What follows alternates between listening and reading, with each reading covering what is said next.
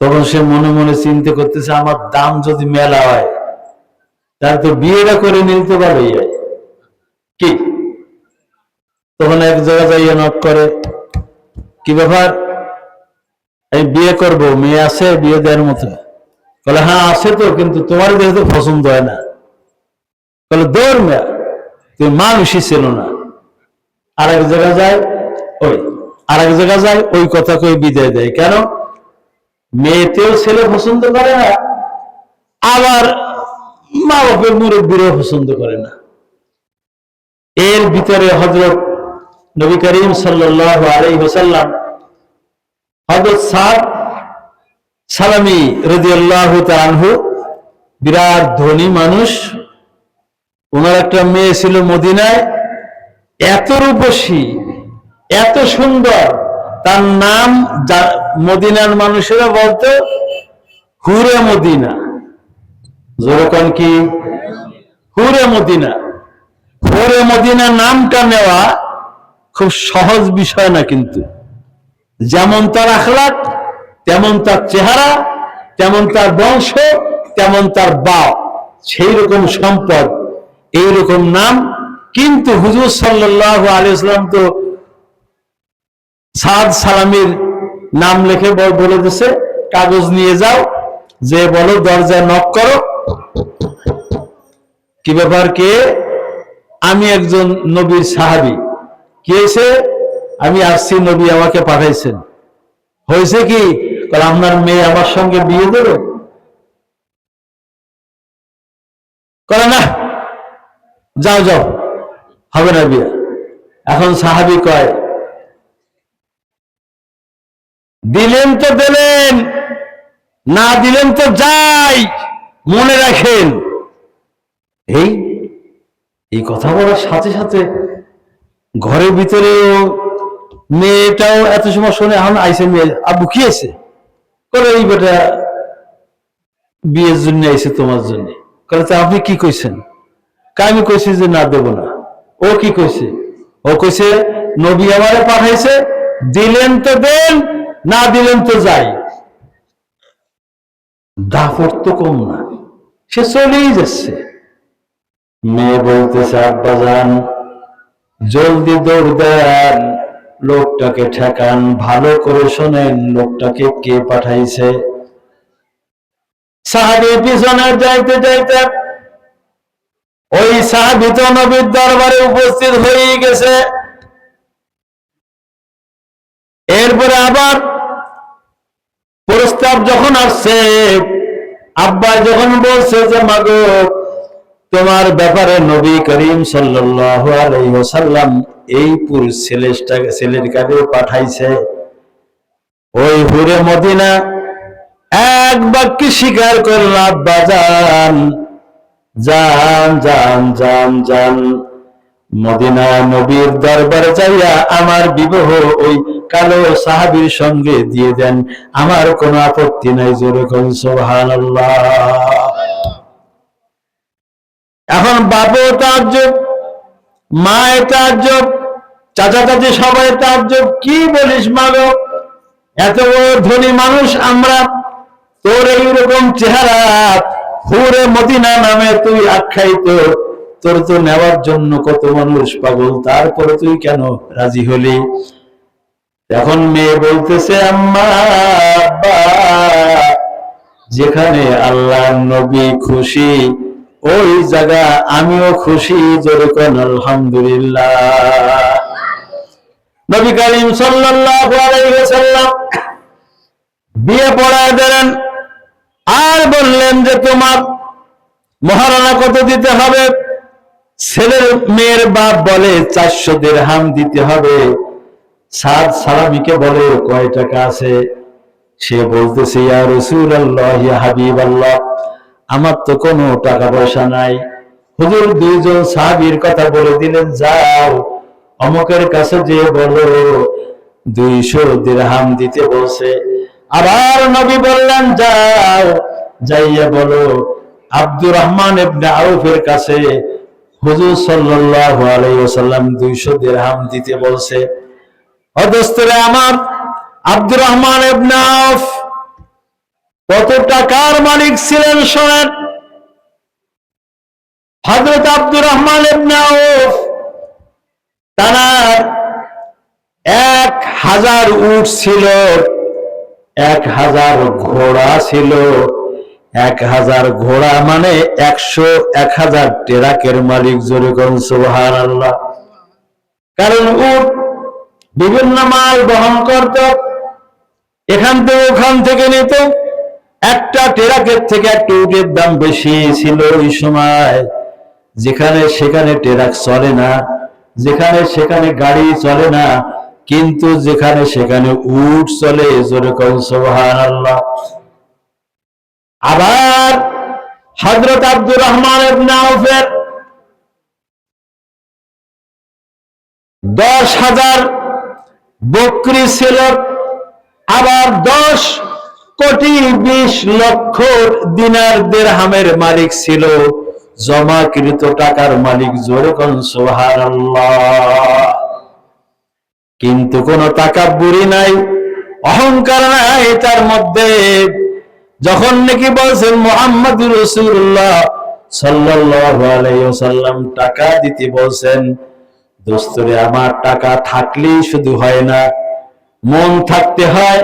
যখন শুনছে মুহাম্মদুর রাসূলুল্লাহ সাল্লাল্লাহু আলাইহি ওয়াসাল্লাম চাইছেন, তখন বলছে যা সারে দুনিয়া হো মুখালিফ, सारे दुनिया हो मुखालिफ, फिर न कुछ सान है, गम नहीं कुछ डर नहीं जब अल्लाह हमारा साथ है।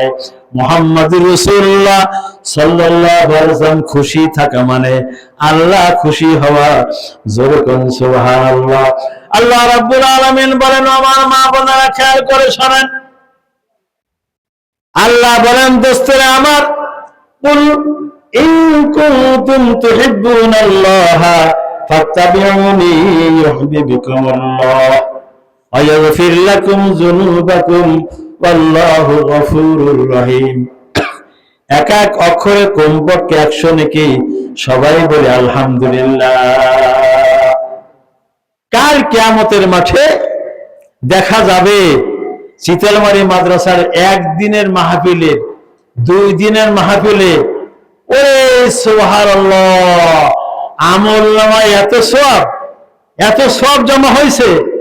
আফসোস করবে যে আরেকটু সময় যদি শুনতাম, হুজুর যদি আরেকটু সময় বলতেন তাহলে খুব ভালো হতো, সওয়াবের পরিমাণ অনেক অনেক বেশি হতো। প্যারা হাজির আমার মা বোনেরা, জান্নাত জাহান্নামের ওয়াজ বয়ান তো আলহামদুলিল্লাহ আমরা অনেক শুনি, কিন্তু অনেকের জান্নাত জাহান্নাম বিশ্বাসই করে না। সেদিন আমি এক ইউটিউবে দেখতেছি, আমার একজন দেখাচ্ছে যে হুজুর এই বেটা কি কইতে শুনে। আমি বলি কি কয়? কলে হুজুররা কবর আযাব এসব কয় না? কলে হয়। এই যে কবর আযাব বলে, এই যে কবর আযাব আল্লাহ তাআলা কবে দেবে, কিভাবে দেবে? কবে কবরে যাওয়ার পরে দেবে? তা বলতেছে হিন্দু ভাইরা যারা আছে এদেরকে আগুনে পোড়ায় দেওয়া হয়, আর অন্যান্য ধর্মের মানুষেরা, এমনকি মুসলমান ধর্মের মানুষেরাও অনেকে পানিতে পড়ে মারা যায়, অনেকে বাঘে খেয়ে ফেলায়, অনেকে অনেক কিছু জীবনে ঘটে যায়। কিন্তু এই সমস্ত মানুষের হিসাব কিভাবে হবে? এরা তো কবরে গেলেও না। সবাই বলেন নাউজুবিল্লাহ। এরা তো কবরে গেল না, এদের তো কোনো শাস্তি হবে না। কিভাবে হবে? এরা তো কবরেই যায় নাই, তা কি করে শাস্তি হবে? নাউজুবিল্লাহ মিন যালিক। এরকম ভাবে সে বক্তব্য দিয়ে লোকজন তো একেবারে ঘোরায় ফেলতেছে।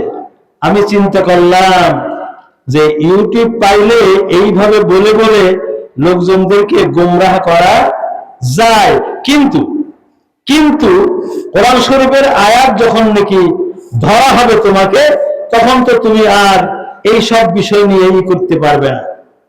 ডাইরেক্ট হযরত ইব্রাহিম আলাইহিস সালাতু ওয়াস সালাম একবার সূরা বাকারা একবার জিজ্ঞাসা করলেন, ওই যে ক্বালা ইব্রাহিম রাব্বি আরিনি কাইফা তুহয়িল মাউতা, আল্লাহ জঙ্গলে বেজঙ্গলে বাঘের পেটে চলে যায়, পানির মধ্যে মানুষ মিশে যায়, বিভিন্ন জায়গায় চলে যায়, তো এগুলি আপনি কি করে এক করবেন আর কিভাবে আযাব দেবেন, শাস্তি দিবেন? প্রশ্ন করলেন কে? বলেন হযরত ইব্রাহিম আলাইহিস সালাতু ওয়াস সালাম।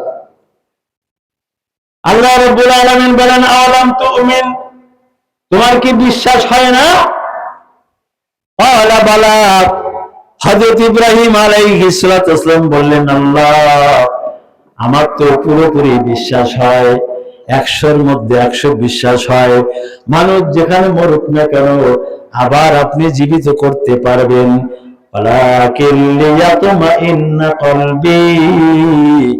আল্লাহ আপনি আমাকে যদি একটু বাস্তবে দেখাতেন মনে বড় শান্তি লাগতো। জোরে করেন সুবহানাল্লাহ। মনের শান্তির জন্য জিজ্ঞাসা করলাম, আল্লাহ আপনি আমাকে একটু দেখাবেন নি? বলে হ্যাঁ দেখাবো। ফাখুজ আরবাতাম মিনাত তায়রি, তুমি 4টা উড়ন্ত পাখির মধ্যে থেকে তুমি 4টা পাখিকে তুমি ধরো, ফাসুরহুন্না ইলাইকা, এরপরে তুমি তাদেরকে পোষ মানাও। কি করো? পোষ মানাও। এরপরে তাদেরকে বড় করো। যখন নাকি ডাক দেবা আয়রে আমার কবুতর, তখন কবুতর তোমার কাছে এসে বলবে, হাতে বসবে, কাঁধের উপরে বসবে। এরকম ভাবে সুন্দর ট্রেনিং দাও। এরকম ট্রেনিং দেন এখন? ডাক দিলে আসে। হযরত ইব্রাহিম আলাইহিস সালাতু ওয়াস সালাম এই কায়দায় 4টা পাখি পোষ মানালেন, ডাক দিলে চলে আসে। আর আল্লাহরে বলতেছে, আল্লাহ এখন কি করব? কলে মাথা রেখে বাকিগুলো কুসো, ভালো করে কুসো। কুসোয় 4টা পাখি 4 পাহাড়ে ছিটিয়ে দাও, গোস্ত মাখায় টাখাইয়া এটুকু ছিটিয়ে দাও, এবার নাম ধরে ডাক দাও। ফাসুর হুন্না মানে এরপরে তোমার দিক সব চলে আসবে, উড়ে আসবে না, দৌড়ে আসবে। দেখবা এই পাহাড়ের থেকে ওই পাহাড় থেকে ওই পাহাড় থেকে ওই পাহাড় থেকে সব একেবারে একসাথে জমা হইয়া টইয়া আসিয়া তোমার ওই মাথার কল্লার সাথে মিলে যাবে। যেরকম সুবহানাল্লাহ। এসব ওয়াজ তো এখন আমাদের করা লাগে না। বিভিন্ন সময় দেখা যায় বিভিন্ন লেখা টেলিভিশনে, বিভিন্ন জায়গায় কম্পিউটারে একটা জিনিস লেখা হবে, কোথার থেকে কোথায় কোন অক্ষর হরফ আসে, বা মাশাআল্লাহ একটা সুন্দর সেট হয়ে গেছে। আল্লাহ রাব্বুল আলামিন বলেন, কিয়ামতের দিন আমি জমিনকে বলল, জমিন তোমার মধ্যে যা কিছু দাফন করা হয়েছে, জমা করে রাখা হয়েছে, তুমি উপরে উঠিয়ে দাও। তখন প্রত্যেকটি মানুষ তার ওই শরীর নিয়ে আবার উঠবে। যেরকম সুবহানাল্লাহ। আর ওই বেদিন, ওই কাফের বেঈমান, ও বলতেছে হিন্দু খ্রিস্টান নাসারা বৌদ্ধ যারা যাই হোক, যারা কবরে যায় না, বাগে খেয়ে ফেলায়, পানিতে চলে যায়, অনেকের খোঁজ খবর থাকে না, অনেকে প্লেনে পুড়েই যায়, তাহলে এরা তো কবরেই গেল না, কবরে শাস্তি হবে কি করে? আরে গাধা, যে রব্বুল আলামিন সৃষ্টি করছে মানুষদেরকে না দেখে কারো সাথে কারো চেহারা মেলে? চেহারা তো সহজ জিনিস। আরে হাতের আঙ্গুলে যে টিপ আছে, এই লক্ষ লক্ষ কোটি কোটি টিপের সাথে একটার সঙ্গে আরেকটা মেলে না। যেরকম সুবহানাল্লাহ। করনেওয়ালা কে? ওই আল্লাহ বলে আবার এক জায়গায় করতে পারবে না। এই জিনিসটা আবার হিন্দু খ্রিস্টান নাসারা বৌদ্ধ মুসলমান গাল হাত করে শোনে আর বিশ্বাসও করে। যেরকম নাউজুবিল্লাহ। আমার অন্য অন্য ধর্ম অবলম্বী ভাইদেরকে অনুরোধ করব, মুসলমান না হন ভিন্ন কথা, এই ধরনের কথা সত্য নয়। মৃত্যুর পরে আবার জীবিত হতে হবে। আবার রব্বুল আলামিন বলতেছেন, অত্তাকু ইয়াওমান তুরজাউনা ফীহি ইলাল্লাহ, কিছু করো না করো, ওই দিনকে ভয় করো যেদিন তোমাদের সকলকে উঠানো হবে এবং তোমাদেরকে পুরোপুরি তোমাদের জাযা দেওয়া হবে। প্যারা হাজিরিন, আল্লাহ রাব্বুল আলামিন আপনাকে আমাকে আখিরাত বিশ্বাস করে, আমলকে ঠিক করে, ঈমানকে ঠিক করে দুনিয়া থেকে যাওয়ার তৌফিক দান করুক। জান্নাতি মানুষ হিসেবে আমল জমা করতে পারি তৌফিক দান করুক। আমিন।